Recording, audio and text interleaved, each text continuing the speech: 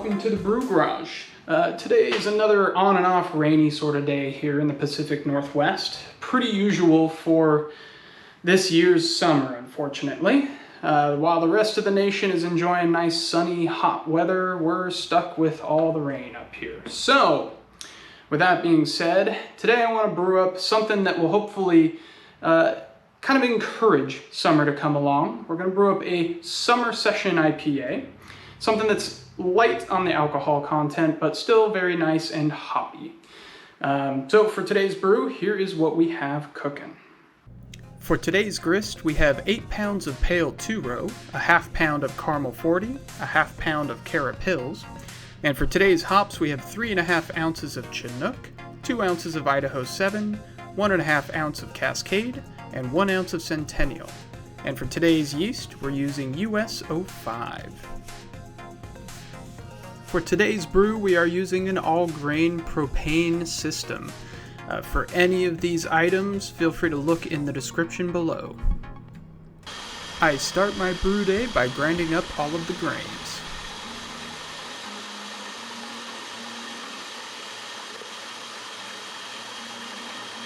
Once I finished milling my grain, I filled up my kettle with 3.6 gallons of reverse osmosis water. Today's mash-in is going to be at 152 degrees for 60 minutes, and in order to achieve this, we need to heat the water up to 161 degrees Fahrenheit. I am using water salts today in order to accentuate the hoppy character of this beer. If you're looking to follow along, feel free to use the light and hoppy profile in Beersmith. Here we're adding our salts into the strike water.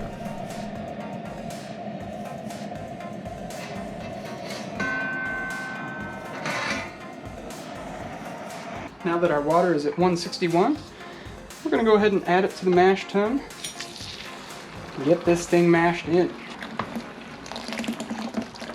Now, since this is such a small grain bill, we are going to end up having to have a lot of water in our sparge container, more than I can fit in my sparge containers. So, in order to resolve that, we're going to go ahead and use just a stove top pot to boil about 1 extra gallon of water. So that way it's ready to go for the sparge. But otherwise, this is all ready to mash in. We're going to give it about 10 minutes or so before we come back and measure the pH. While I waited for my mash to finish, I filled up my kettle with 5 gallons of reverse osmosis water and started to heat it up to 168 degrees Fahrenheit. At the same time, I filled up a kettle inside the house with 1 gallon of water and started to heat it up to 168 as well. That way we could pour it into the sparge halfway through.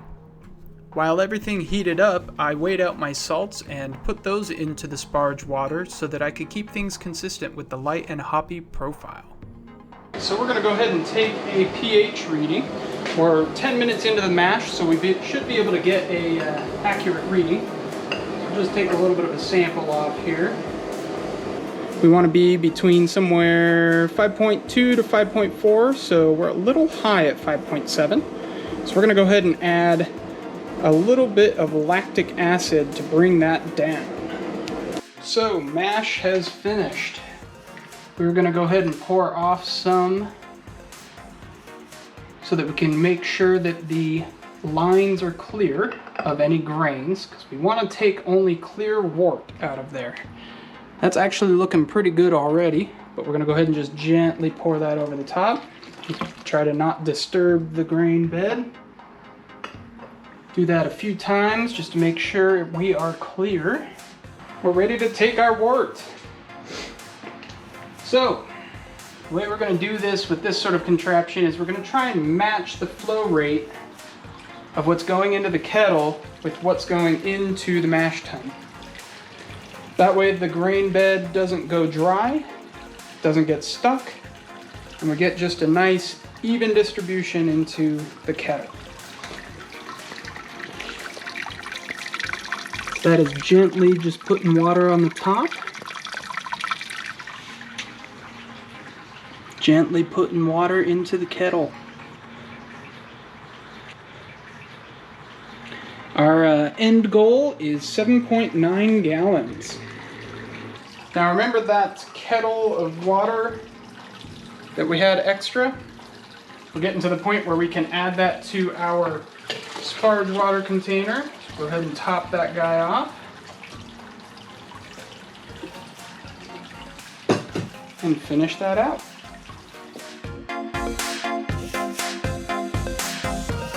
Once the kettle filled up to 7.9 gallons, we threw it back on the burner and started to heat it up to a boil.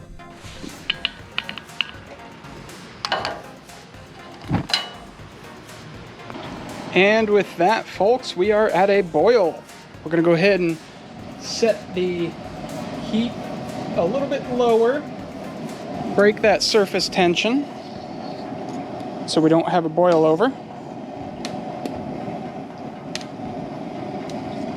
And our first hop addition is actually going to be at 30 minutes. I'm used to doing them at 60 minutes for a little more bitter of a beer, but because this is a session IPA, they're a little less bitter than typical IPAs. So we're actually going to do that first addition at 30 minutes.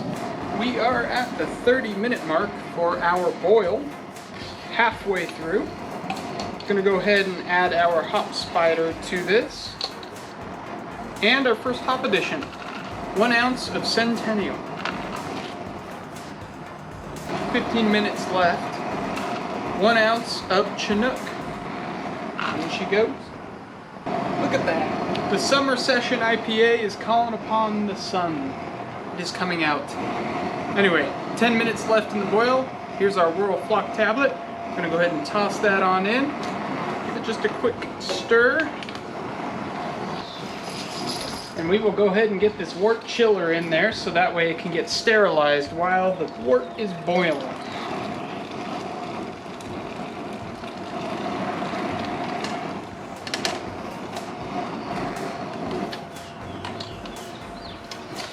And with that, our 60-minute boil is over. I've shut off the heat. We're going to go ahead and turn on the wort chiller that has been sanitized in the pot. And we're going to go ahead and cool it down to 170 degrees Fahrenheit before we pitch 1 ounce of Idaho 7 and 1 ounce of Cascade into our hop spider. And then we're going to let it sit for 15 minutes before we pull the hop spider, chill it down to temp, and then we pitch our yeast into our fermenter. Which, by the way, our fermenter is off to the side here, so we can fill it with some of the water that's being used through the wort chiller. I've already got some Star San in there to sanitize it down. All our other components inside that we're going to use, like a funnel, the airlock, etc., are all in Star San inside. So they are going to be sanitized and ready to go in just a moment. Let's go ahead and cool this down. We are at our 170 degree point. We're going to go ahead and add 1 ounce of Cascade and 1 ounce of Idaho 7 right into the hop spider. We're going to let that sit for about 15 minutes. After 15 minutes, we're going to go ahead and lower the temperature all the way down to yeast pitching temp, which will be about 60 to 70 degrees, somewhere in that range. Our wort has been moved into the cellar, and we have dipped our yeast and our scissors in Star San just to make sure that they're sanitized real nice and good. I'm going to go ahead and cut that open and pitch our yeast.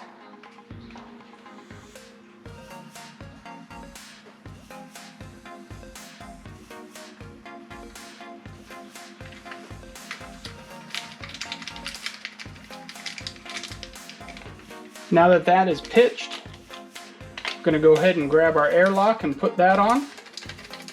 And we'll be back in a couple weeks to test the gravity, see where we're at.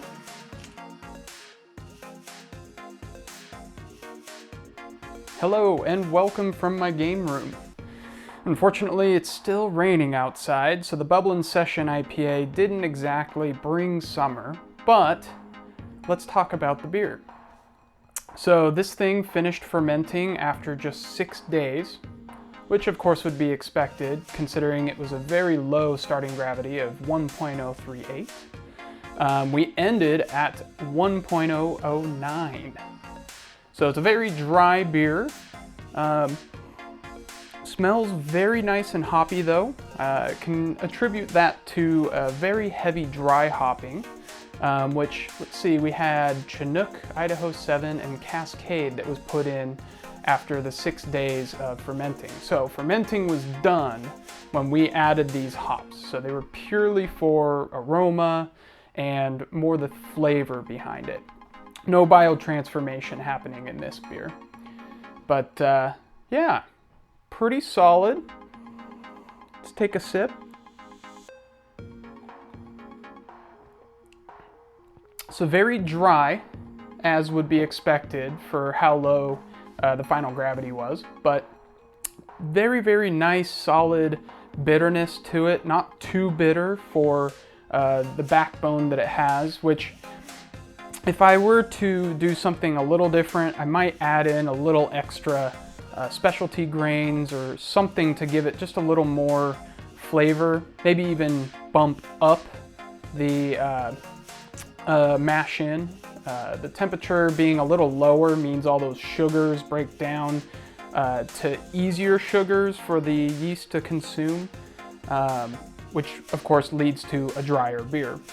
Not that this is bad by any means, but I feel like if I were to do it again, I might mash a little bit higher so that we get some of those complex sugars in there that are a little more difficult for the yeast to consume.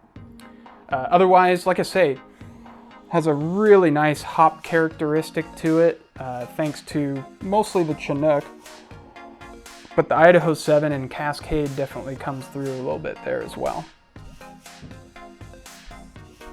Definitely succeeded on a crushable beer, something that's really easy to drink all day, hence Session IPA. Something that's just easy going. Something that's easy to consume. So anyway, that's all I have for you today. Feel free to check out the recipe down below and leave some comments on maybe what you would have done differently, or if you end up trying this out. So cheers.